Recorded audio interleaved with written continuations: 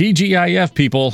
I'm Darren, and this is 3 things you need to know for Friday, March 8th. The average credit score has been steadily rising until October of last year when it dropped by 1. This marks the first time the average has fallen since the second half of 2013. More specifically, to blame are missing payments and rising debt levels. As of October 23rd, over 18% of the population had a 30-day or more past due payment. Saying we'll open 800 new stores within the next 5 years, Aldi stores just acquired Winn-Dixie and Harvey supermarkets to be able to expand in the southeastern U.S. Currently, they have over 2,300 stores and were named Progressive Grocer's Retailer of the Year in 2023. Tired of feeling like a criminal in the middle of an invasive pat-down at the airport? Help might be on the way. A trial self-service security check system will start in Las Vegas. Using more screens for passengers to use and less live people, the test would bring a welcome change for those who don't like touchy-touchy. Trade while you're sleeping across time zones with Arbitrage Trade Assist. Sign up today at arbitragetrade.com. Arbitrage Trade is your trusted source for business, finance, and tech info.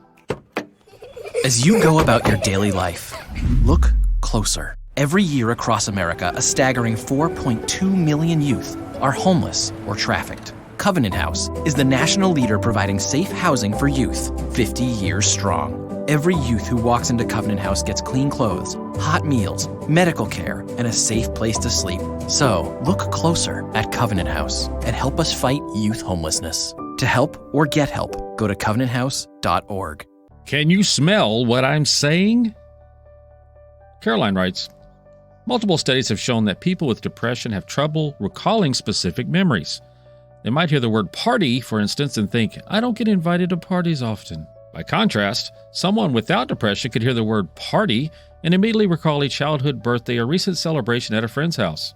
It's not that depressed patients don't have memories, it's that they're having trouble accessing them, says Dr. Kimberly Young, an associate professor of psychiatry at the University of Pittsburgh. Dr. Young published a study earlier this year saying that familiar scents could help unlock these memories. Dr. Young and her team found that people with depression were able to recall specific memories more easily after smelling scents, such as ground coffee or tobacco, than just hearing a verbal cue, such as the word coffee or cigarette. Around 68% of the participants could recall specific memories in response to the odors, whereas 52% could recall specific memories and hearing words out loud. The memories triggered by smells were also more vivid than memories triggered by words.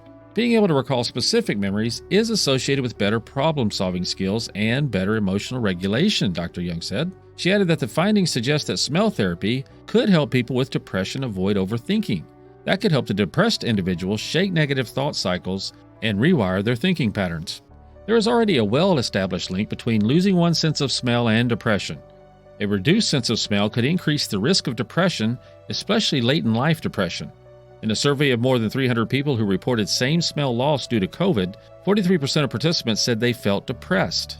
Dr. Vidya Kamath, a neuroscientist from Johns Hopkins Medicine, said, we think about reduced smell ability being associated with poor quality of life, poor hygiene, increased loneliness, as well as weight loss. All of those things are pathways by which we think about poor smell being linked to depressive symptoms. Dr. Michael Leon, professor emeritus of neurobiology and behavior at the University of California, Irvine, said that the olfactory system, which is the body structures including the nose that regulate smell, communicates directly with the limbic system, which is the brain region associated with mood and memory.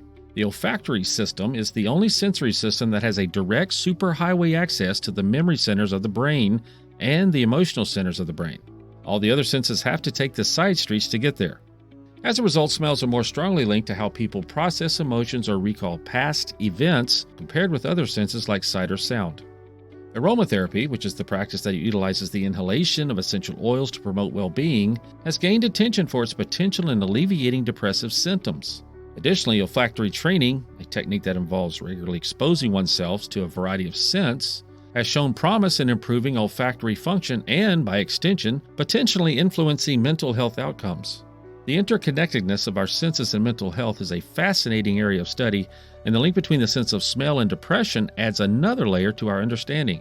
As research continues, we must acknowledge the potential impact of olfactory dysfunction on mental well-being and explore innovative therapeutic approaches that harness the power of sense.